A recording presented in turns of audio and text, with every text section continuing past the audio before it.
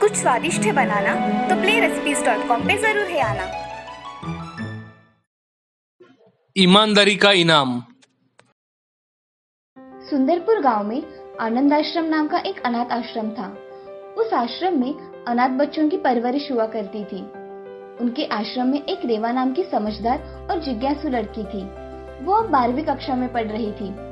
रेवा पढ़ाई मन लगाकर किया करती थी। इसी वजह से वो हमेशा अव्वल नंबर से पास हुआ करती थी। उस आश्रम के हेडमास्टर पाटिल सर उनकी वो खास शिष्या थी। उसके मन में हमेशा बहुत सारे सवाल रहा करते थे और उसके उत्तर पाने के लिए वो हमेशा पाटिल सर के पास जाया करती थी और पाटिल सर भी उसकी हर समस्या का अच्छी तरह से समाधान निकाला करते थे। एक दिन रेवा पाटिल सर के पास जाकर, मैं आई कम इन सर? हाँ आओ रेवा, क्या काम है? सर मुझे आपसे एक सवाल पूछना था। किस विषय के बारे में तुम मुझसे सवाल पूछना चाहती हो? सर आज मुझे कंप्यूटर के बारे में आपसे कुछ सवाल पूछने हैं। अच्छा, मगर रेवा मुझे उस सब्जेक्ट के बारे में कुछ ज्यादा पता नहीं है। हाँ, मगर तुम मेरा ये कंप्यूटर यूज कर सकती हो और अपने सवालों के जवाब पा सकती हो। ये अच्छा विचार है सर। मैं अब भी मेरे सवालों के जवाब ढूंढती हूँ। तुम अपने सवालों का जवाब ढूंढो, मैं आश्रम में जाकर आता हूँ। जी सर। ऐसा कहकर पाटिल सर वहाँ से चले जाते हैं। तभी रेवा कंप्यूटर पर बैठकर अपने मन में आए हुए सवाल कंप्यूटर में टाइप करके उन सवालों के जवाब ढूंढती है और काम हो जाने पर कंप्यूटर शटडाउन करके चली जाती है। अब ऐसे ही दिन बीत जाते हैं। रेवा अब कॉलेज में जाने लगती है।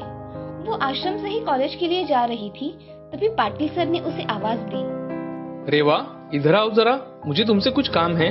हाँ बोलिए सर, क्या काम था? रेवा मुझे ये चेक बैंक में जमा करवाना था। क्या तुम जाते जाते ये चेक बैंक में जमा करवा दोगी? हाँ सर, मैं अब भी बैंक में जाकर ये चेक जमा करवा देती हूँ। ठीक है, ये लो चेक। ऐसा कहकर पाटिल सर रेवा को चेक दे देते हैं। रेवा अब चेक लेकर बैंक में चली जाती है। बैंक में जाकर रेवा चेक जमा करवा देती है और कॉलेज के लिए निकल जाती है। रेवा रास्ते से चल रही थी, तभी उसके सामने एक सूट पहना हुआ आदमी अपनी बड़ी गाड़ी में बैठने जाता है और तभी उसके पैंट के जेब से वॉलेट नीचे गिर जाता है। वॉलेट नीचे गिरते ही रेवा की नजर उस वॉलेट पर पड़ती है। तभी रेवा उस वॉलेट को उठाकर उस गाड़ी के पीछे भागती है, मगर गाड़ी बहुत आगे निकल जाती है। रेवा अब वही खड़ी रहकर उस वॉलेट में देखती है तो उसमें एक कंपनी का एड्रेस वाला एक कार्ड दिखाई देता है। उसके साथ उसमें कुछ पैसे भी थे। तभी रेवा बस से उस ऑफिस के एड्रेस पर चली जाती है। वो ऑफिस देखती है तो वो देखती ही रह जाती है। वो बहुत बड़ा ऑफिस होता है और उसमें रेवा को जाने की परमिशन भी नहीं होती। तभी रेवा उस गार्ड से, मुझे आपके सर से कुछ काम है, प्लीज मुझे जाने दीजिए। नहीं मैडम, आप ऐसे नहीं जा सकती। आप पहले बताइए आपको किससे मिलना है? अरे भैया, मुझे ही नहीं पता है कि मुझे किससे मिलना है। ये जिस सर का वॉलेट गिरा है उनके वॉलेट में से मुझे ये ऑफिस का एड्रेस मिला, इसीलिए मैं यहाँ आई। दिखाइए मुझे, कोई फोटो तो होगा ना? हाँ है, ये देखिए। ऐसा कहकर रेवा उस गार्ड को वो वॉलेट दिखाती है। गार्ड वो वॉलेट देखते ही उसे समझ में आ जाता है ये वॉलेट उसके मालिक का है। तभी गार्ड, आप ऊपर जाकर उनसे मिल सकती है, ये माधव सर का वॉलेट है। जी धन्यवाद। ऐसा कहकर रेवा ऑफिस में चली जाती है। वहाँ जाते ही रेवा रिसेप्शनिस्ट को बताती है, मुझे माधव सर से मिलना है, क्या मैं मिल सकती हूँ? जी थोड़ी देर के बाद आप मिल सकती हैं, उनकी मीटिंग चल रही है। जी तब तक मैं उनका यहाँ इंतजार करती हूँ। जी आप यहाँ बैठिए। ऐसा कहकर रेवा ऑफिस में पेपर पढ़ने लगती है। तभी थोड़ी देर बाद रिसेप्शनिस्ट रेवा को आवाज देती है, रेवा अब सर आपसे मिल सकते हैं, जाइए। जी। ऐसा कहकर रेवा केबिन के अंदर चली जाती है। तभी रेवा को सामने वही आदमी दिखाई देता है जो गाड़ी में बैठकर गया था। रेवा उनके सामने खड़ी हो जाती है और माधव सर से, सर मुझे आपसे कुछ बात करनी है। जी कहिए। सर आपका ये वॉलेट गाड़ी में बैठते समय नीचे गिर गया था। मैंने इसे उठाकर देखा तो वॉलेट में मुझे ऑफिस का एड्रेस मिला, इसीलिए मैं ये वॉलेट लेकर यहाँ आ गई। अरे मेरा ध्यान ही नहीं रहा कि मेरा वॉलेट नीचे गिर गया है। ये लीजिए सर आपका वॉलेट, इसमें 4,440 रुपए है, जो कि जैसे आपने रखे थे वैसे ही है। बेटा तुम्हारा नाम क्या है? मेरा नाम रेवा है। मुझे कॉलेज के लिए लेट हो रहा है, मैं अब चलती हूँ। तुम कॉलेज में जाती हो? हाँ सर, मैं अब चलती हूँ। मुझे कॉलेज में जाकर आश्रम भी जाना है। तुम कहाँ रहती हो बेटा? मैं आनंद आश्रम में रहती हूँ। हाँ, अब तुम जा सकती हो। रेवा ऐसा कहकर ऑफिस के बाहर निकल के कॉलेज के लिए चली जाती है। कॉलेज में जाकर रेवा अपने लेक्चर अटेंड करती है। सारे लेक्चर होने के बाद रेवा आश्रम में चली जाती है। अब कुछ दिन ऐसे ही बीत जाते हैं। रेवा का कॉलेज अच्छी तरह से चल रहा था, मगर आश्रम के नियम के अनुसार उन्हें 18 साल के बाद थोड़े बहुत पैसे कमाकर अपना जीवन खुद ही व्यतीत करना पड़ता था। अब रेवा को भी जॉब की जरूरत थी, इसीलिए वो कॉलेज में जाती तभी उसे जो भी समय मिलता उसमें वो पेपर में ऐड देखा करती थी। उसने 2-3 जगह पे इंटरव्यू भी दिया था, मगर उम्र कम होने की वजह से उसे कोई जॉब ही नहीं मिला करती थी। एक दिन आनंद आश्रम में वार्षिक कार्यक्रम था और उसमें जो भी विद्यार्थी अव्वल आए थे उनका सत्कार किया जाने वाला था और उस कार्यक्रम के मुख्य अतिथि माधव सर थे। ये देख रेवा बहुत खुश हो जाती है। अब उनके हाथों से सारे विद्यार्थियों को गौरवित किया जाता है। 12वीं कक्षा में अव्वल नंबर से पास होने वाली रेवा का नंबर आता है। उसका भी माधव सर के हाथों से सत्कार होता है। पाटिल सर और माधव सर कुछ बात करते हैं और माधव सर पाटिल सर के हाथ में एक लेटर देके चले जाते हैं। अब पाटिल सर कार्यक्रम खत्म हो जाने के बाद रेवा को बुलाते हैं। रेवा, इधर आओ। जी सर, आपने बुलाया? ये लो तुम्हारा अपॉइंटमेंट लेटर। तुम्हें कल से माधव सर के कंपनी में ज्वाइन होना है। मगर मुझे तो कोई काम करने का एक्सपीरियंस भी नहीं है, ना कि मैंने कभी किसी कंपनी में जॉब किया है। माधव सर ने तुम्हें तुम्हारी ईमानदारी देखकर जॉब दिया है। बाकी का ऑफिस का काम तुम खुद ही सीख लेना। हाँ सर, मैं सीख लूंगी और उसमें भी आपका और हमारे आश्रम का नाम रोशन करूंगी। मुझे तुम पर पूरा विश्वास है रेवा। तुम मेरा और आश्रम का नाम जरूर रोशन करोगी। धन्यवाद सर। ऐसा कहकर रेवा अपॉइंटमेंट लेटर लेकर सोने चली जाती है। अगले दिन रेवा सुबह जल्दी अपने सारे काम करके ऑफिस के लिए निकल जाती है और ऑफिस में जाकर अपना अपॉइंटमेंट लेटर दिखाती है। तभी उसे सीधे माधव सर के कैबिन में भेजा जाता है। अब रेवा कैबिन में जाकर, मैं आई कम इन सर? अरे आओ रेवा, कैसी हो बेटा? मैं अच्छी हूँ सर, आप कैसे हैं?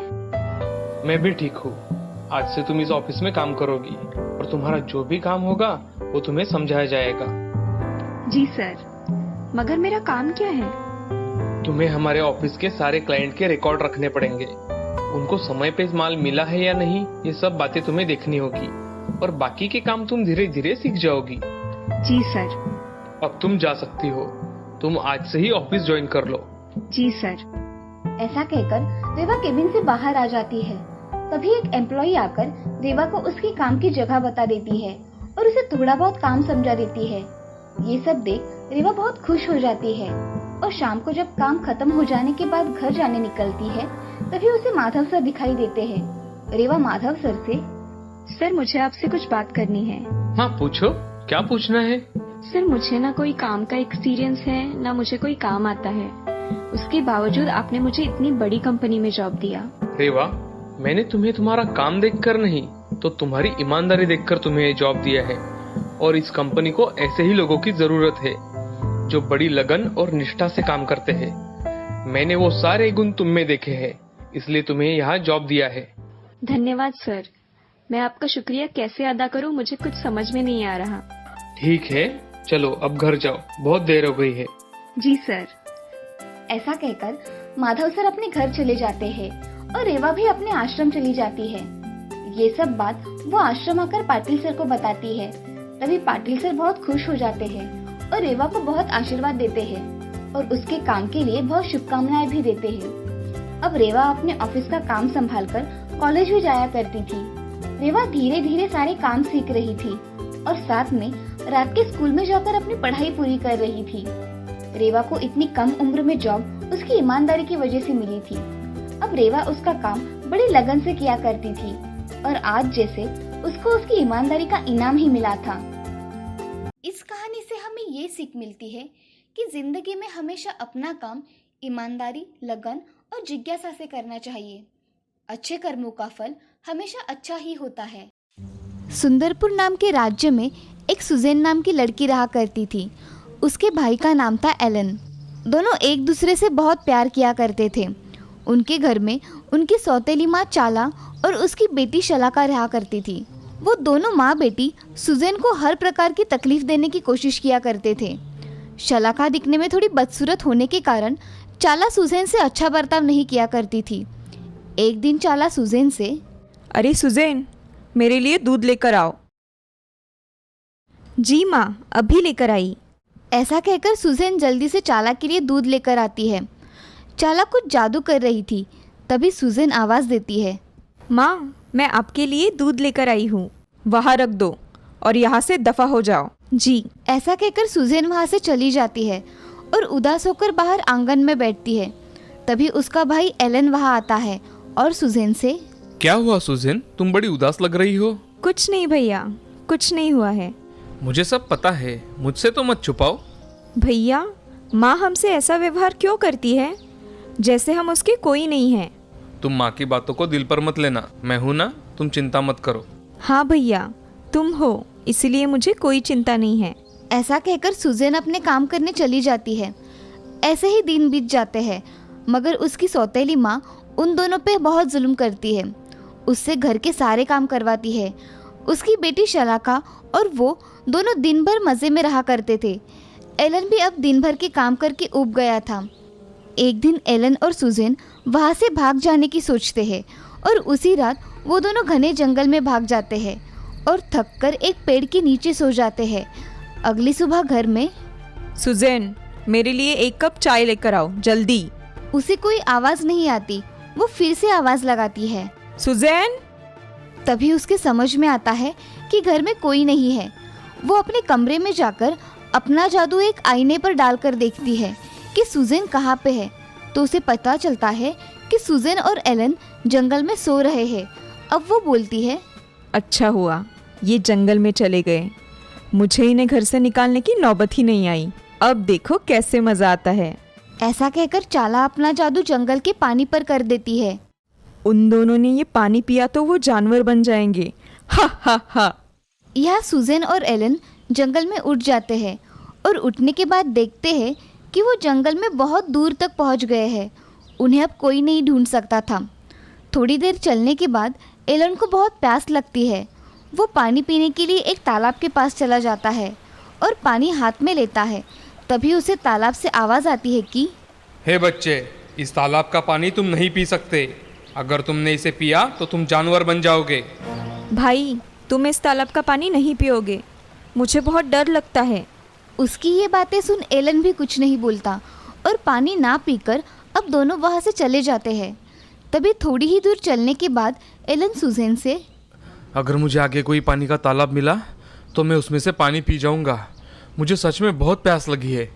हाँ भैया, ठीक है। अब एलन और सुजैन बहुत देर तक चलते रहते हैं, मगर उन्हें कहीं पानी नज़र नहीं आता। अब एलन को पानी की आवाज़ सुनाई देती है। एलन सुजैन से, सुजैन, यहाँ मुझे पानी की आवाज़ सुनाई दे रही है, चलो वहाँ जाकर देखते हैं। हाँ चलो भैया। वो दोनों पानी की आवाज़ सुनकर नदी के पास चले जाते हैं। उसके पानी को देख एलन जल्दी जल्दी पानी पीने के लिए पानी हाथ में लेता है। तभी नदी से आवाज़ आती है कि, बालक रुको, इस नदी का अगर तुम पानी पियोगे तो तुम जंगली पशु बन जाओगे। ये सब सुनकर सुजैन एलन को पानी पीने से मना करती है, मगर इस बार एलन उसकी बात नहीं मानता और वो पानी पी लेता है। पानी पी लेने के बाद एलन एक हिरन में बदल जाता है। वो खुद को हिरन बना देख बहुत दुखी होता है। तभी सुजैन उससे कहती है कि, भाई, मैंने तुम्हें कहा था ना इस तालाब का पानी मत पियो, मगर तुमने नहीं सुना। अब तुम मुझे छोड़कर कहीं मत जाना। यहाँ जंगल में बहुत भयानक पशु होंगे, तुम्हारी जान को खतरा होगा। ये सब सुनकर हिरन रोने लगता है और सुजैन के गले लग जाता है।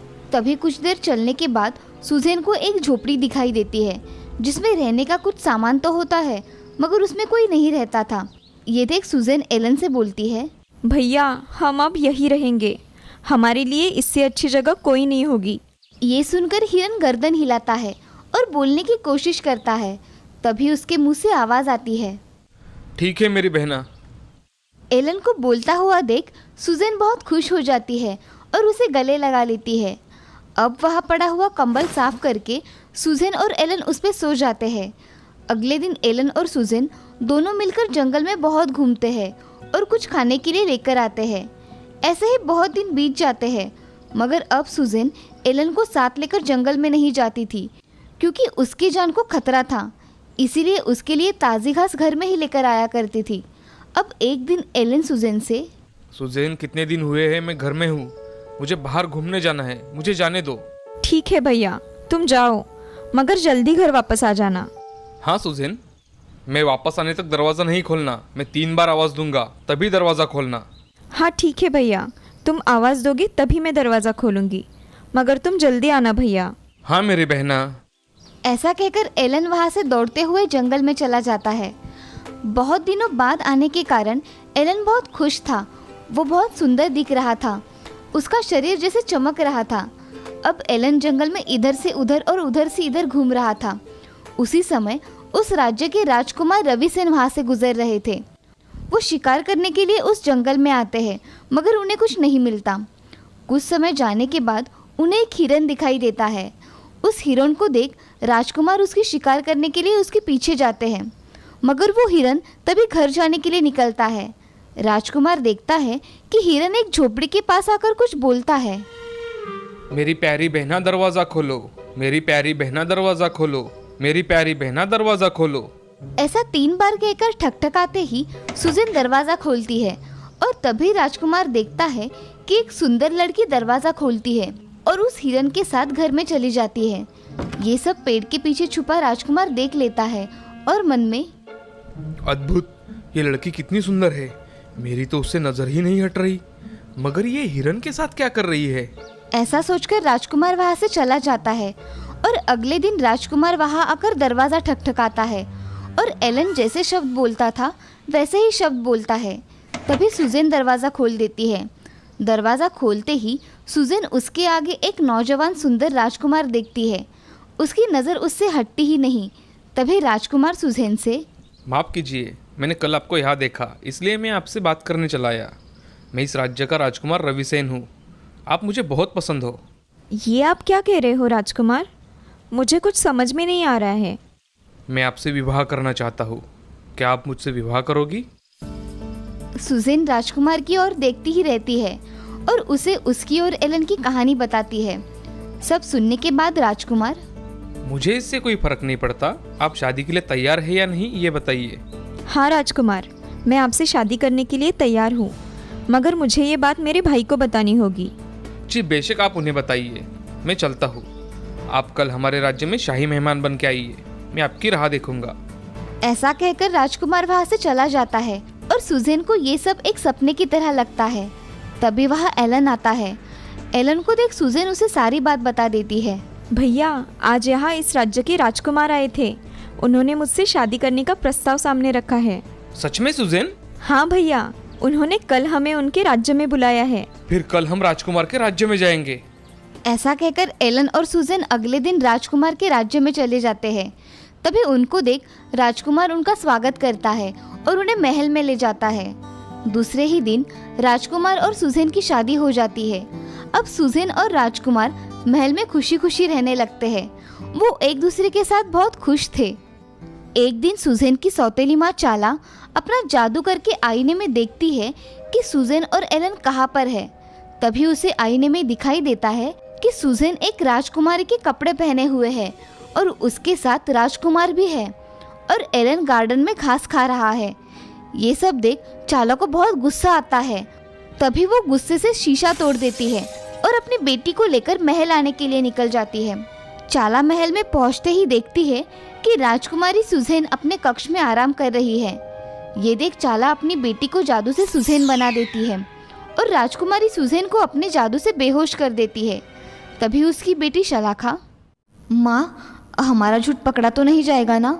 नहीं मेरी बच्ची, अब तुम इस राज्य पे राज करोगी, समझी? हाँ माँ, अब जैसा कहेगी मैं वैसा ही करूँगी। ठीक है, मैं इस सुजैन को घने जंगल में छोड़ आती हूँ, तुम तब तक यही रुको, ठीक है? जी माँ। ऐसा कहकर चाला राजकुमारी सुजैन को लेकर घने जंगल में चली जाती है और सुजैन को वहाँ जंगल में छोड़ वापस महल में चली आती है। इधर एलन अपने बहन के पास चला जाता है तो शलाका उससे कहती है कि अरे, ये हिरन कहाँ से यहाँ आया, निकालो मेरे कमरे से। ऐसा कहकर वो उसे कमरे से निकाल देती है। ये सब देख एलन बहुत हैरान हो जाता है कि सुजेन उसके साथ ऐसा बर्ताव क्यों कर रही है। ये सुजैन को अचानक से क्या हुआ? मुझे पहचानने से इनकार क्यों किया इसने? ये सब सोचते सोचते वो गार्डन में आ जाता है, मगर उसका वहाँ जी नहीं लगता। तो वो फिर से अपनी बहन को मिलने के लिए चला जाता है। तो वो देखता है कि उसकी सौतेली माँ कमरे में है। एलन कमरे के बाहर खड़ा रहकर दोनों की बातें सुनने लगता है। शलाका, मैं उस सुजैन को घने जंगल में छोड़कर यहाँ चली आई। अब वह कभी वापस नहीं आएगी। अब तुम हमेशा के लिए इस राज्य पर राज करोगी। हाँ माँ, तुम सही कह रही हो। यहाँ आकर मुझे बहुत अच्छा लग रहा है। अब तुम्हें राजकुमार के साथ कैसे बात करनी है इसकी तैयारी करनी होगी। जी माँ। ये सब बाहर खड़ा एलन सुन रहा था। उसकी आंखों में आंसू आ जाते हैं और वो जंगल की ओर चला जाता है। वो जंगल में बहुत देर सुजैन को ढूंढता है, मगर उसे सुजैन दिखाई नहीं देती। तभी उसे एक पेड़ के नीचे एक ऋषि बैठे दिखाई देते हैं। वो उनके पास जाकर, बाबा मेरी मदद कीजिए, मुझे आपकी मदद की जरूरत है। बोलो, क्या कहना चाहते हो? तुम्हें मेरी कैसी मदद चाहिए? बाबा, मेरी बहन इस जंगल में है, मुझे उससे मिलना है। क्या आप उसे खोजने में मेरी मदद करेंगे? तभी बाबा आंखें बंद करके ध्यान लगाते हैं और थोड़ी देर में कहते हैं, तुम्हारी बहन तुम्हें इस दिशा में मिल जाएगी। तुम दोनों बहुत ही जल्द मिल जाओगे। और हाँ, ये सब तुम्हारी सौतेली माँ ने किया है। तुम्हें हिरन भी उसी ने बनाया है।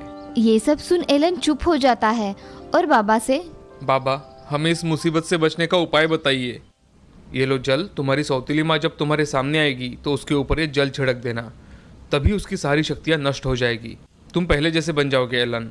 अब तुम इस दिशा में जाओ और राजकुमारी को लेकर जल्द ही महल में जाओ। ऐसा कहकर बाबा उसके गले में जल की बोतल बांध देते हैं। ठीक है बाबा, आपका बहुत बहुत धन्यवाद। ऐसा कहकर एलन बाबा ने बताई हुई दिशा की ओर चला जाता है और उसे कुछ देर चलने के बाद सुजैन एक पेड़ के नीचे बैठी दिखाई देती है। तभी एलन उससे, मेरी बहन, तुम ठीक हो? हाँ भैया, तुम मुझे ढूंढते हुए यहाँ तक आए। वो राजमहल में हमारी माँ और शलाका आई थी और उसने मुझ पर जादू करके यहाँ लाकर छोड़ दिया। मुझे सब पता है सुजैन। चलो अब हम राजमहल में चलते हैं। हाँ चलो भैया, मगर तुम्हारे गले में ये क्या है? मुझे सिद्ध बाबा ने ये जल दिया है, जिससे हम हमारी सौतेली माँ की सारी शक्तियाँ नष्ट कर सकते हैं और मैं पुनः मानव के रूप में आ जाऊँगा। अब तुम इसे अपने पास रखो, वक्त आने पर इसका सही इस्तेमाल करेंगे। उधर राजमहल में राजकुमार राजकुमारी के कमरे में चला जाता है और वहां जाकर देखता है कि राजकुमारी सोई हुई है। तो राजकुमार दासी से, राजकुमारी को क्या हुआ है? ये यहाँ ऐसे क्यों सोई है? उन्हें अच्छा नहीं लग रहा है, इसीलिए वो आराम कर रही हैं। वो उठ जाने पर मैं आपको बुलाऊंगी। जी, उन्हें आराम करने दीजिए। ऐसा कहकर राजकुमार कमरे से चला जाता है। इधर दासी बनी चाला अपने रूप में आ जाती है और शलाका से, मैंने तुम्हें कहा था ना कि ये लोग बहुत चालाक है। हमें संभल कर रहना होगा और हमारा नाटक अब ज़्यादा देर तक नहीं चलेगा। मुझे कोई और उपाय ढूंढना पड़ेगा। हाँ माँ, मैं भी यही सोच रही हूँ। मुझे भी यही लग रहा है कि मुझे इस समस्या का कोई जल्द से जल्द समाधान ढूंढना पड़ेगा। ऐसा कहकर चाला अपने काम में लग जाती है और इधर एलन और सुजैन अपने महल में आते हैं। राजकुमारी सुजैन ने अपने कपड़े दासियों की तरह परिधान किए थे, जिससे उन्हें कोई पहचान ना सके।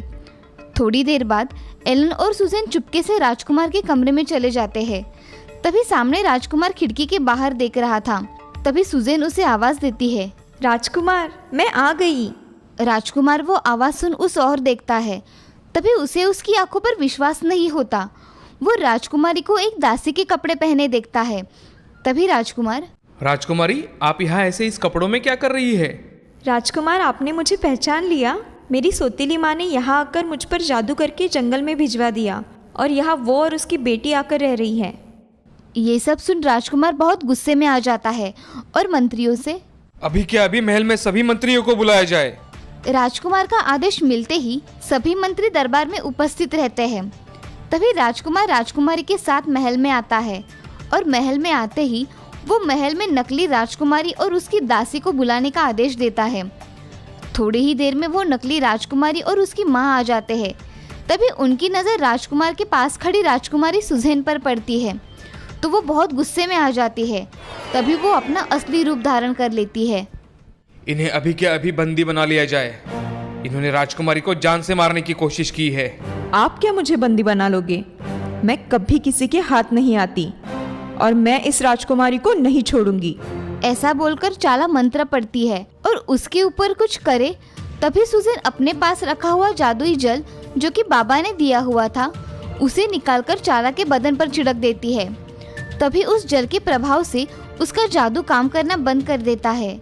ये सब देख चाला बहुत गुस्से में आ जाती है और अपने आप को संभाल नहीं सकती। तभी राज्य के सिपाही उसे लेकर कारागृह में डाल देते हैं। ये सब देख राजकुमार और राजकुमारी बहुत खुश हो जाते हैं और उस जल के प्रभाव से चाला की बुरी शक्तियाँ नष्ट हो जाती है और उसी के साथ एलन भी अपने मूल रूप में वापस आ जाता है।